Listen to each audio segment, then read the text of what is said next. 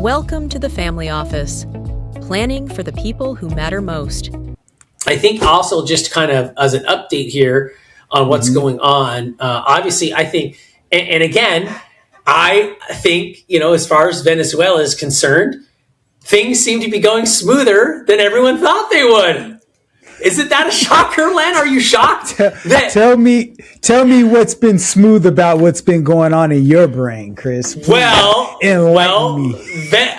Venezuela didn't fall into the depths of despair. They're making money. The oil's getting exported. They're seizing illegal tankers that are still dying to deploy. The country didn't fall into an arrest. The power is on. The country's running. And diplomatic relations are going smoothly. And no one's crying. You know how you know it's going good? No one on the opposition side's crying. That's how you know it's going good. Okay. No one's crying because they have nothing to cry about. So I think it's actually going pretty well. And I think it's going to come to fruition where Venezuela is going to be a productive, proper country with proper natural resources that they are actually benefiting from. So I think Venezuela is on the path to freedom and prosperity. Well, and the Venezuelan people overwhelmingly wanted Maduro gone. 100%. I think that, I hope you're right. I think this is the calm before the storm. And only one of us could be correct. So only time will tell. There could be only one. Let me explain. Okay, so the reason why I think it's the calm before the storm is because, it's like this. If I'm a battered wife and a man comes and takes my husband out of the house, my first reaction is going to be, I'm excited. I'm fired up because I've endured abuse from this man for so many years. And so he comes and this guy, riding as a, horse on, a knight in shining armor takes my adversary away. Of course I'm going to be happy. But then he moves into my house and all of a sudden I start to realize, wait, he wants my oil. He wants my children. He wants my car. He wants to drive my car everywhere.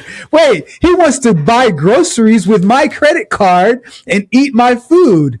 This isn't as good as I thought it was going to be. You know what? I want to have a voice in this. And he's like, shut up, woman. and he's like, so are you trying? Are you trying to say that this is what I'm saying is that, okay, so that's the analogy. This is how I think it's going to play out in real life.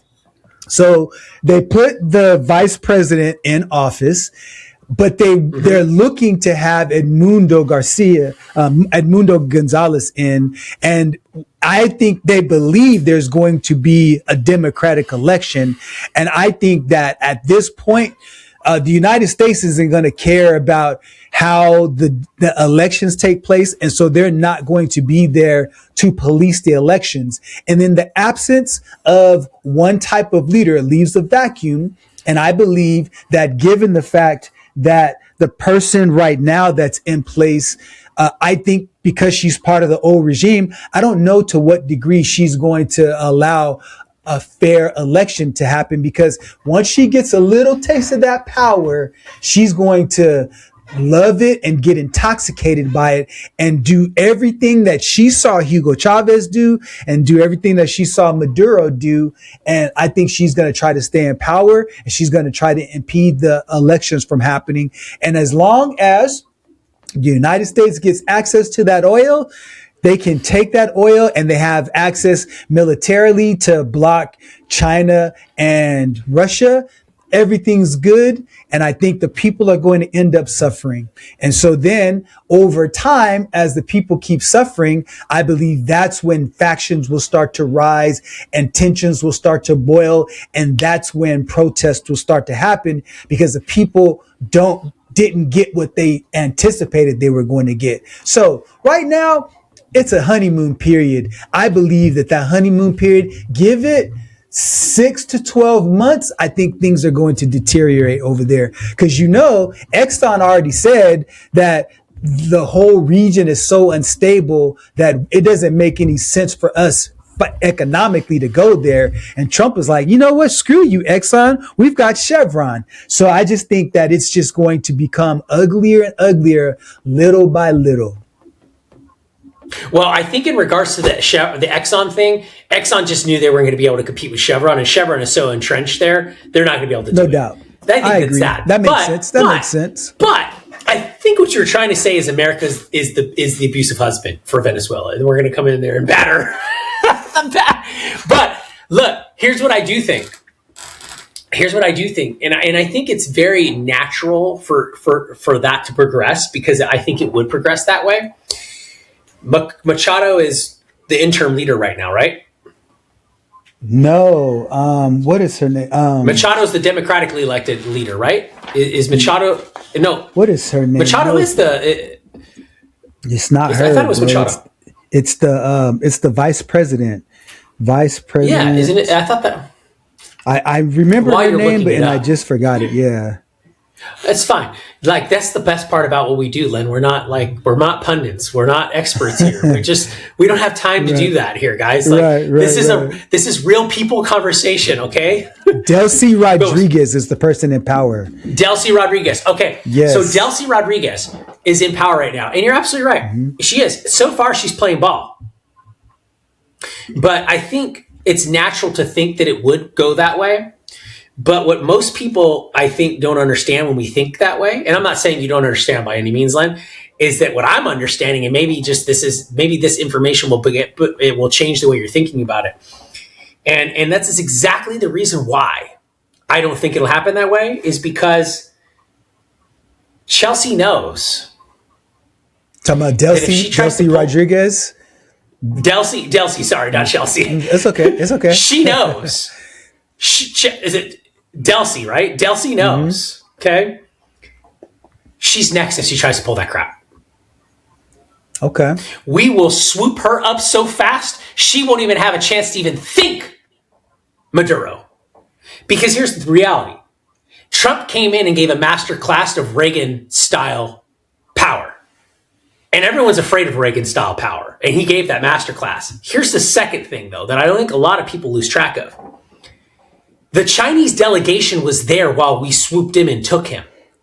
The Chinese delegation met with him hours before we swooped up and took him. The Chinese set up all the security and technology there that was supposed to keep us out of there. The Iranian drones, the Russian infrastructure. We didn't just mute them. Mm-hmm. We disabled the whole battlefield. This put China on notice publicly that, crap, they're not as good as they think they are, because Chinese, I heard someone talk about this, and the person that was commenting, they said Chinese stuff looks good on brochures and trade brochures and magazines and on propaganda, but when it's put to the test, it falls apart.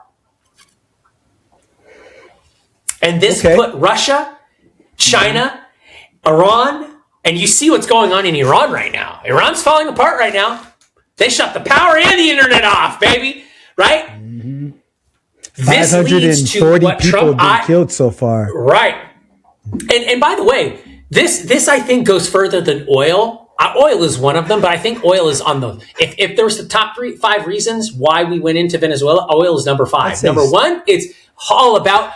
I think number 1, it's all about creating national security and peace in our hemisphere. Because ultimately, if the South American countries are prosperous, America is prosperous. Because realistically, we don't need anyone else in the world. America and South America, we got everything we need here. It's kind of like Africa. Africa don't need nobody, baby. If Africa figures out how to contain itself, Africa can go, you know what, to everyone else in the world. And you and I have had that conversation, right? The problem historically with Africa is it never had real issues for deep water ports, which hindered it in the old world of trading. And then ultimately imperialism never allowed African tribes to unify, and they just went in there and stole everything.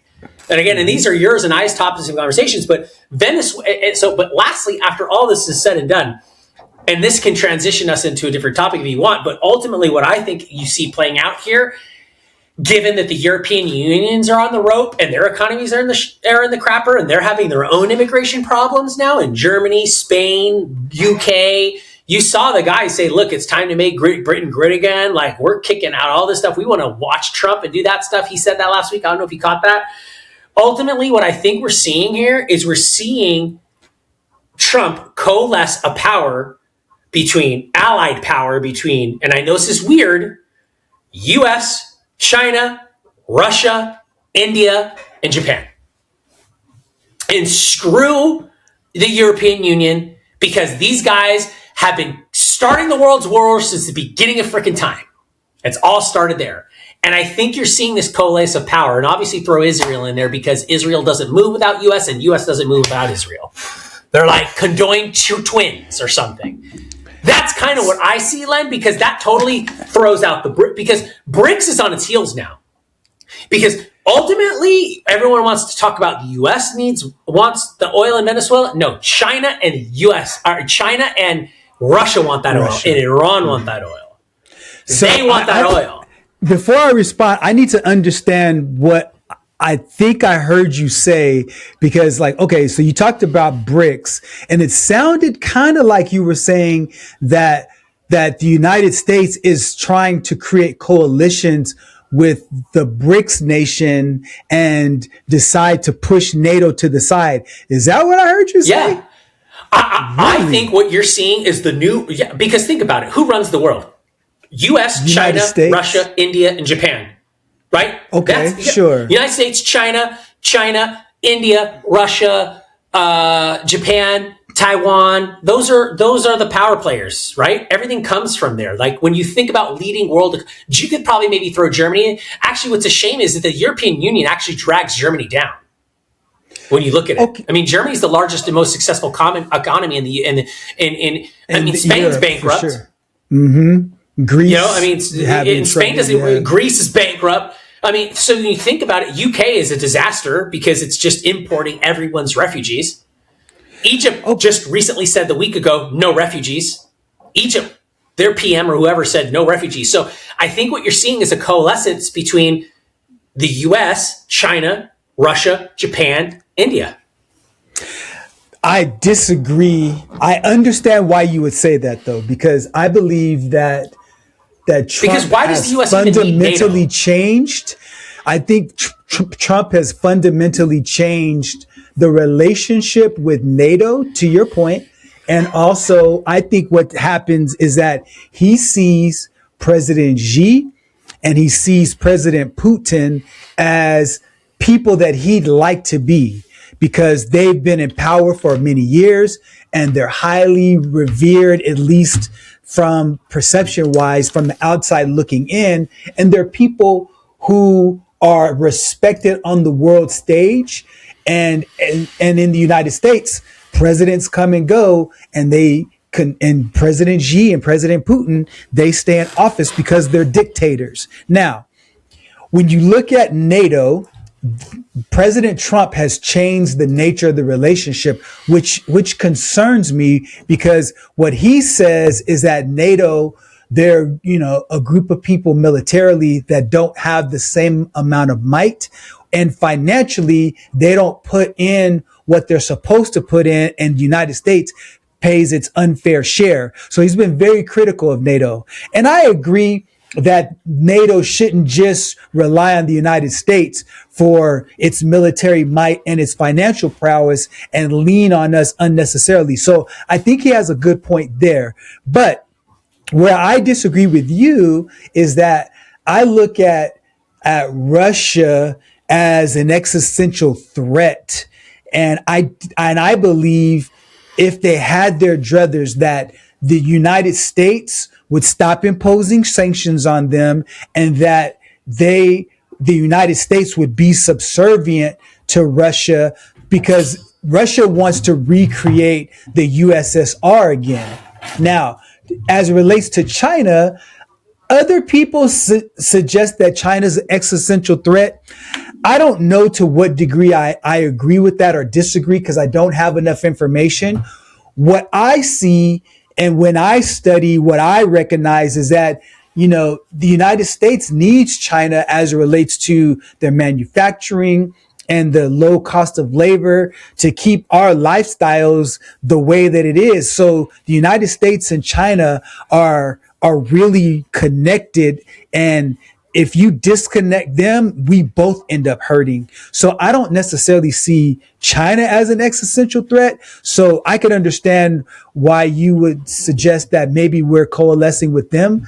But I don't think the United States is going to connect with the BRICS, because BRICS wants to see the overthrow of the United States as the world superpower, because what they're trying to do is to get together so the dollar is no longer the world's currency. So that's you're right. You're absolutely right.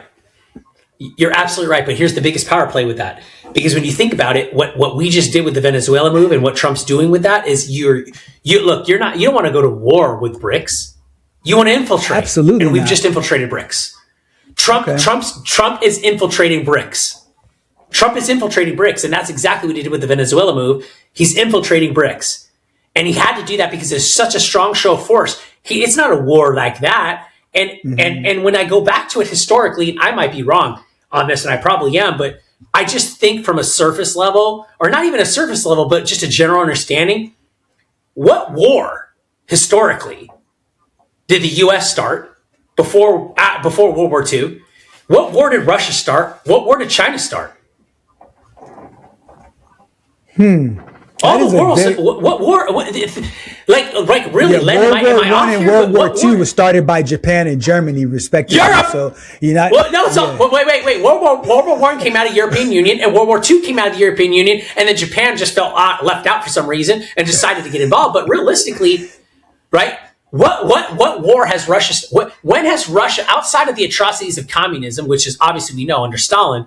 If you study history, most people don't want to go see how many people Stalin killed, but he did. He killed millions of people. Yeah, over 10 million people, no doubt. Yeah, right. So did Chairman Mao of China, right? So we got to understand these things, right? So realistically, when you look back at it, what did they do? What have they done that's caused massive world wars?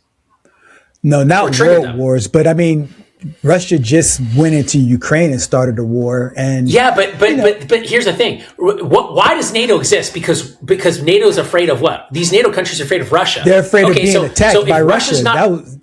That's why they started the Warsaw Pact. Right, exactly. So if Russia's not if Russia's an ally with the United States, why do we need NATO? If China's an ally with the United States, why do we need NATO? If India's an ally with the United States, which it is, why do we need NATO? Why do we even need NATO? NATO anymore? NATO more so needs the United States. Right, but NATO having NATO together is what maintains stability. Because here's the thing: I don't think so. I think NATO. Russia would go into Poland just like that. No, I don't think so. I don't think so. No, I don't think so. I don't think that would happen anymore. Because here's the thing: historically, when has Russia been an aggressor? Yeah, that's a very good point. They're not known as I just don't a think worldwide aggressor. I agree with that. The issue with Ukraine that Putin likes to say is like, I don't want a NATO country on my border. Just like we don't want China on our border. We wouldn't want Russia on our border. We wouldn't. Right? But see, the problem is we look at it differently. I think it's an issue. NATO, I think in the beginning, what you're talking about, Len, and this is, and I think maybe if we look at it at this point, I think NATO is a prescription that's no longer has efficacy. And I think NATO was a prescription needed in the world 20, 30, 40 years ago, whatever, right? 50 years ago. I don't think NATO is an effective prescription anymore, because I think the world has changed so much now that NATO is actually more of a destabilizer than it is a stabilizer, because that very fact of the potential for Ukraine to become a NATO country is what enticed that annexation, or could be looked at as an aggressor for that. And additionally, we all know Ukraine for a long time has been the cesspool for a lot of shady U.S. stuff. And it's also been a breadbasket. So, okay, I won't disagree with that, because you're right. There's a lot of shady events that have Yeah, taken but it place is also in is Ukraine. grain, right? A lot of grain comes from Oh, a lot yeah, of grain, and right? Is that also what it is? rare earth Grain? minerals, grains, yeah, things like that. Now, but the Right, thing to me right. that's keeping China away from Taiwan is the fact that Taiwan is a part of NATO.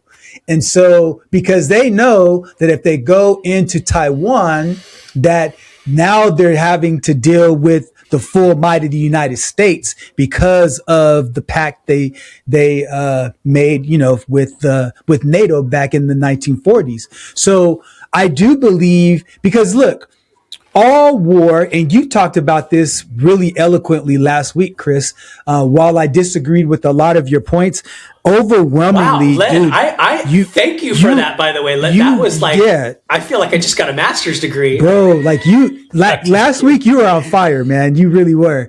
And so, like, to your point, this whole notion about war is all about the ability to be strong enough to make somebody too scared to bully you. That's ultimately what power is on the world stage.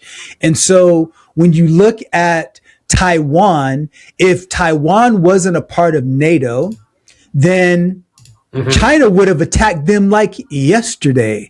Because now one might say, well, what does that have to do with us? The semiconductors and all of the really necessary parts within AI and technology and all of that. Taiwan is a really, really important player on the world stage, and we would not be able to be the world's most dominant technological leader without our relationship with Taiwan. If you look at Poland from the Russia side, I believe that if Poland wasn't a part of NATO, Russia would go and take over Poland because, again, to your point, Russia isn't a worldwide aggressor, but Putin is very much about reuniting Russia into the USSR. And so all of those countries that broke off and became a part of NATO, they did it because they needed protection from them. And Russia would go in and snap them up like that. So I believe stability is maintained because the United States, Russia, and China need to be opposing forces.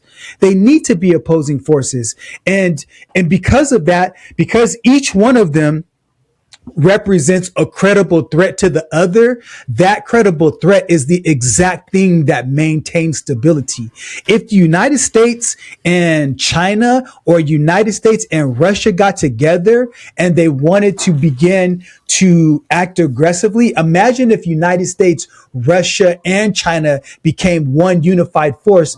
They'd wipe out NATO and they take out everybody else. And now you've got these three nations that dominate the world, and now you've got major instability all over. I don't think that's going to happen because I believe that you need those opposing forces to maintain stability because, quite frankly, Russia being attacked by the United States, we're going to think twice about it versus, a Venezuela, because Venezuela can't do anything. The United States went into Venezuela. If and I'll make this last point. If you take every single thing, and I mentioned this last week, but I want to say it again for emphasis. Every single thing that happened with Venezuela, if that were China or Russia, none of that would have happened because the threat was so much greater with those other countries. We need that balance. I totally agree with you. But I think there's one point that a lot of people lose sight of. And that is the fact is that, and again, before I even say that, let me back up again. I think what you just said there further makes the case an argument of why it was a just cause for us to go into Venezuela. Because what you're arguing is a point of morality. The U.S. Can you imagine if the U.S. was allied with China and Russia and all? We would get rid of the European Union, right? And that's a moral issue because now we're taking away people's sovereignty, right? But I think that's a morality issue. And then that further argues the point of, well, why does the U.S. have to go in? Because I think it's short-sighted when we just say oil. Because the argument's very quick. It's a very snap argument. Well, U.S. went there because they want oil. Okay, cool. Well, why should the U.S. need Venezuela oil? Okay, well, then let me ask you, why should China need it then? And why should Iran need it? And why should Russia need it then? And then that further, I think, reinforces your point of is that they shouldn't be allies, right? We shouldn't, because then that creates too much of a power monopoly there. Imbalance. Okay. Yep. Right. Exactly. But if U.S. was in charge and was in alliance with those countries, U.S. morality would reign supreme. And that's what everybody wants. At the end of the day, whose morality would you want to be the supreme in the world? And I use supreme for lack of a better word, but the governing morality of the world, what country's morality would you want? Unanimously, everyone would want America's. Because unanimously, the morality of America is better than Russia's, it's better than China's, it's better than India's.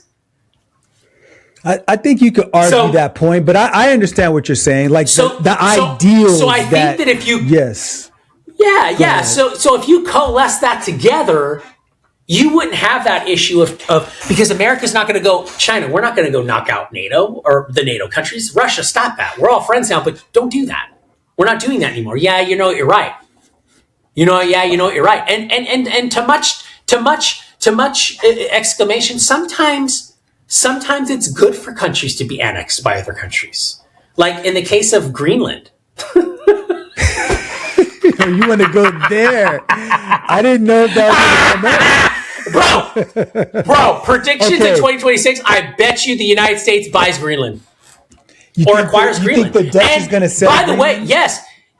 Yeah, they don't have a choice. Greenland.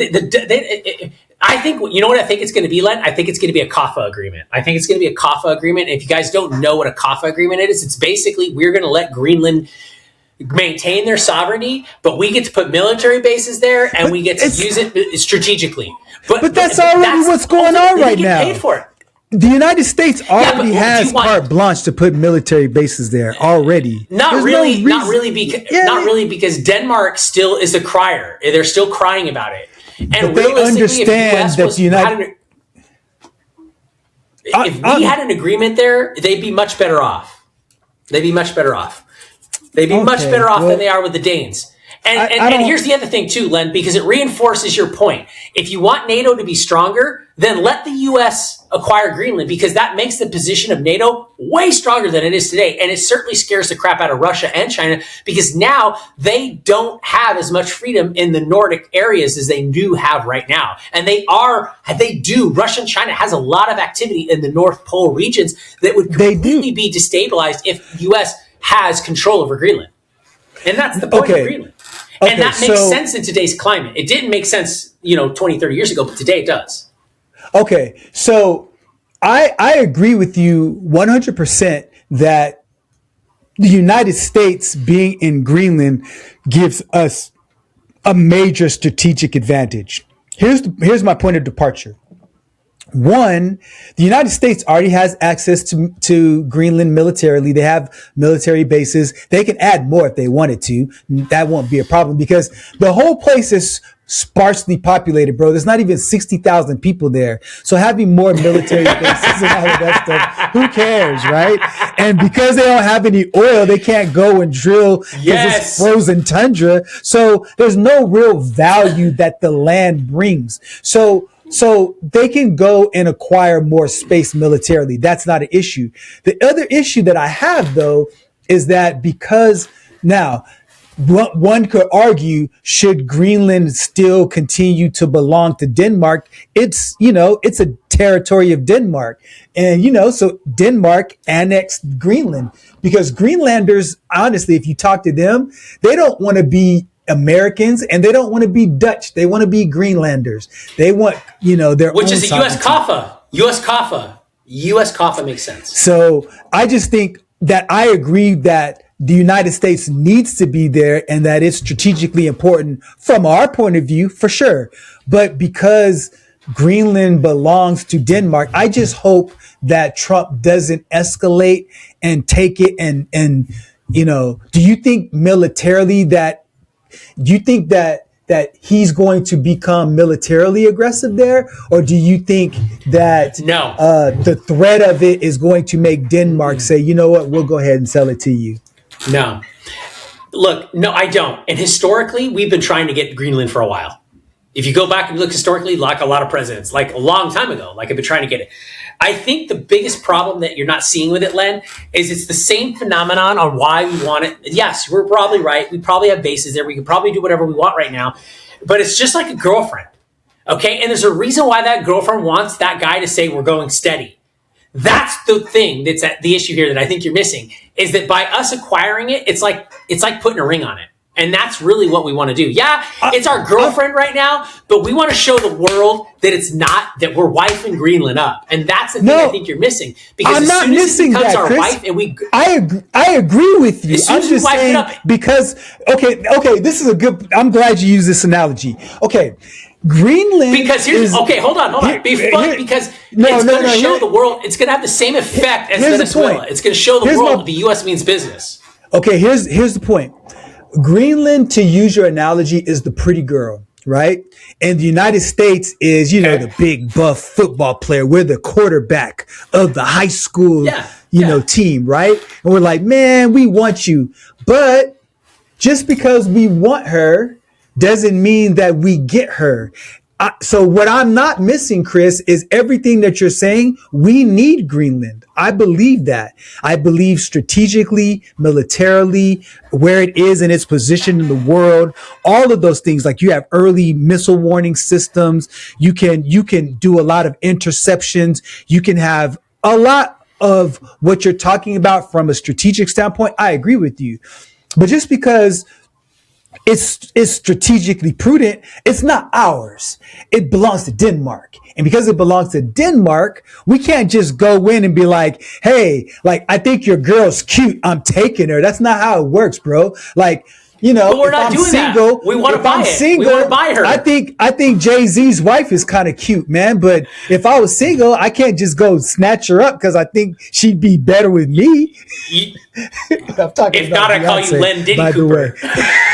If not, I call you Len Diddy Cooper because Diddy steal everyone's girl. Hey, all I'm saying, man. All I'm saying, bro. But Len, we're not trying to do that. We're giving the.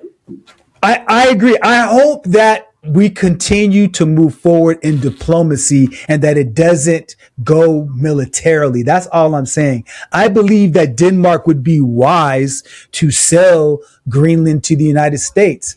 I believe that. But I don't think just because we want it, if Denmark wants Greenland is theirs. It's their decision. And so that's all I'm saying. I agree with you on every other point, except for the fact that we should not, by virtue of it being a benefit for us, believe that we deserve to have it. That's not how the world is supposed to work. But that's how the world works. I'm glad you agree. And I know you like the girlfriend strategy because obviously you wouldn't have had something on deck that fast to come back. So I appreciate that you saw that. Okay, to close us out today, 2 rapid fires. Here we go. All right, you ready? Yes, go for it. All right. Well, Mandami has taken office officially. What is your predictions? And will his first year be as successful, not as successful, or more successful than Trump's first year? They're both polarizing candidates. Good question. Didn't think I was going to throw that one at you today, did you? I had no idea. This is good. Okay. I believe that Mamdani's first year will be better than Trump's from this standpoint. When Trump came into office, half of the world or half of the country hates his guts. Half of the country saw that he could do no wrong. A year later, you've got the Epstein files. You've got half of the MAGA base that is disagreeing with his moves with Venezuela and all of the whole pedo stuff. And so because of that, his ratings, he's like at a 40, like his approval ratings are really, really down. I believe considering Mamdani in New York is polarizing, but there's a larger percent of the populace that agrees with Mamdani's charisma, his ideas. So I think there's going to be a longer kumbaya period. And I believe that after a year, people are going to feel they won't necessarily, because he's not going to be able to do as much. So they may not be happy with him, but I don't see them being upset or like saying they hate him and get him out of office. So from that perspective, I think he'll be more successful in his first year. Interesting. Okay. I like that. And then lastly, for my last question to you is on that is, do you think Secretary of State Marco Rubio is going to make an attempt at a 2028 run for president? 100% yes. And the reason why is I believe that he is trying to position himself to be a strong man, and he's trying to make himself look like Trump. And there was a video that surfaced that there was a lady who asked him about Hamas and Israel.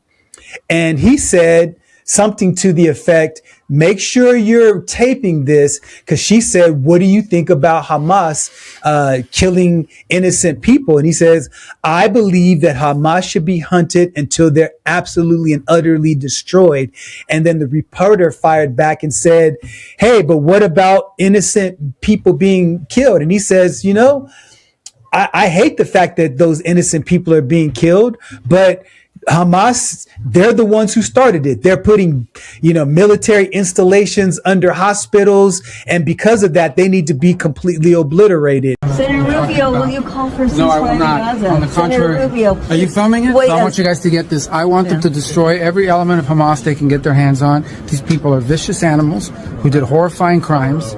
And I hope you guys post that. And what about the civilians that are being killed every day? Hamas should stop hiding behind civilians, putting civilians in the way. Hamas knew that this was going to lead to this. So Hamas should stop building their military installations underneath hospitals. So you don't care that 15,000 have died? You don't care about the babies that are being killed every day? Horrifying. I think it's terrible, and I think Hamas is 100% to blame. That's what I think. Make sure you post that, please.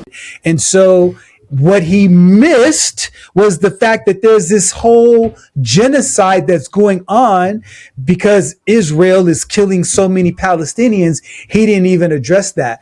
And so I disrespect the fact that Marco Rubio really wasn't a warmonger like that and really about violence. And I believe that he's trying to position himself as somebody that's like Trump-like, not afraid of the smoke. When I say not afraid of the smoke, what I mean by that, he said, hey, make sure you print what I just said. He doubled down, 10 toes down, chest out and everything. That's not him. That's not his personality. So because of that, I think he's positioning himself for 2028. All right, I'm going to go backwards. I really do think he is positioning himself for 2028. I agree with you 100% fully on that. I disagree with you on the tough guy thing. Yes, I do think he is emulating Trump a little bit, and I do agree with you on that, and I think it's a good thing. Knowing Marco Rubio, he's been around for a long time. He was always a sweet kind of guy, because if you remember when Trump was debating him or whatever, you remember when he was with the water and everything, where he's like, hold on, let me get some water. You remember all that? Yes, right? So I think he's a sweet guy. I can't unsee that. And I think he's a really good statesman. I think Marco Rubio is a really good politician. I think he's a good statesman. And I think he's got the polish that a lot of people want. But I think now, him being under Trump, it's giving him the spine that he needs to actually be a real worldly stage leader. So I'm a Marco Rubio fan. I never liked him. I like his tough guy attitude better than his, right? And it's so funny if you watch the exchange when he writes the letter recently, when he writes that note to Trump next to him about Chevron or whatever. He says, the secret note, Chevron wants to keep talking, and J.D. Vance smiles and laughs at it, and then Trump reads it out loud. I think it's great. Dude, you weren't supposed to read that. And the fact that those guys, I think the fact, here's the thing you got to get excited about, and I don't want to go too off topic because it's just rapid fires, but I think the fact that you see those guys working like that and laughing and working together, that's a good thing to see politicians in your government working like that, because they actually look like a team. right? They do. Yeah, They look like I think team. some of that's fake and posturing because they're scared of Trump. So I wonder how much of that is genuine. If it's genuine, then that's great. I like to see the different side of and the lighter side of things. But, you know, a lot of times what happens is when you're around somebody who sucks the air out of the room, people, you know, they'll say something that's not funny and everybody's like, it's not funny, bro. You're just laughing because you want that person's approval. So I just wonder, I'm not trying to say that the laughter isn't genuine. I just question it. That's all. But I hope that things are turning a corner. I just don't see it. It's the last dying words of somebody who wished that the previous administration was authentic like that. But I get it, Len. I can understand the envy.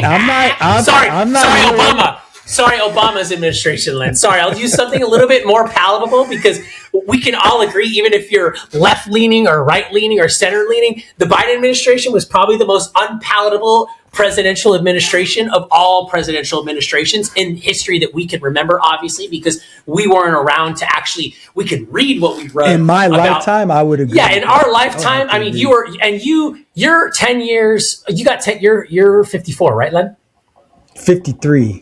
53. Okay, so you got 54 in 1 week. So when you ask me next week, then I will be. So you've got a good 10 years on me, right? Because I'm 44 and I'll be 45 this July. So you got 10 years on me. So you know better than I do what it was like Jimmy Carter, Reagan stuff, right? So you have a better perspective. So for me, I can't say whether or not Jimmy Carter was unpalatable. I heard that he wasn't. But for me, in my adult conscious experience, and I can remember Reagan and I can remember Bush Sr. So I can remember all the way back to Reagan because I was a kid, right? And I remember my dad worked in the defense. So I was like, dang, dude, Reagan is a stud, right? Like America, right?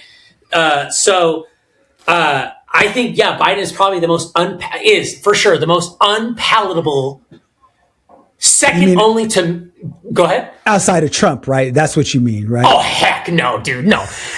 Outside of Kamala Harris, if she would have been president. But she wasn't the president. You can't make that judgment, bro. I guarantee you there would have been more suicides if Kamala Harris would have been elected. But she didn't become president. Ultimately, because we need to save America. There's a lot of other people who ran for office who didn't have any reason doing that either. But I agree. Okay, so wrapping up, I have a quick question for you. So do you think in a year from now that Venezuela will have a fair and impartial election by this time next year? Yes. And I think it will be much credited to Trump, but Rubio will be one of the key engineers for it. Okay. Well, time will tell. And because he's Latin. He's Latin, isn't he? Isn't he Latin? Yes. Bro, he understands the culture. He understands the people. What a massive victory for this guy. Yes, absolutely. I think it's going to be, but I think where you're going to see some of what you're saying, Len, is Trump will probably take all the credit for it, but Rubio will be one of the main architects for it. And we all know in Washington, D.C., that's all that really matters because people are going to know, the real people are going to know Rubio had a lot to do with it. You get what I mean? Time will tell. Time will tell. I'm looking forward. But also at the same time, though, Len, I think even though when Trump gets out of office, I think Trump is a permanent political fixture and will continue to influence elections and political decision making for a long time to come, even after he's out of office. His effect is too great to deny it. Most presidents just fade into the distance. I don't see him doing that. He's too much of a narcissist. Could you please send that message to Obama? Could you please send that message to Obama too while you're at it, Len? To please fade off. In the Len, he campaigned, bro. He campaigned for Harris. All presidents should campaign. Bush wasn't. No, Bush didn't campaign. You're right about that. Bush did not campaign. They even hauled Clinton's carcass out. Of course, but it was just to stop Trump, right? So because Hillary and Clinton hate him and they knew they didn't want those Epstein files released, which is dumb because Clinton and Trump both doesn't want those Epstein files released either. Exactly. So both of them didn't want to release. So I hope that eventually they will get released. And lastly, man, I'm also glad to hear that the Affordable Care Act was extended for 3 years. Yes. So that's good because people need that. And whose credit does that go to? Obama, of course. You just can't. Talking about, you just I'm talking about the creation of the Affordable Care Act. Got you. But the 17 Republicans that stepped across the aisle, respect. Respect, right? Under Trump's leadership, they were able to get it done.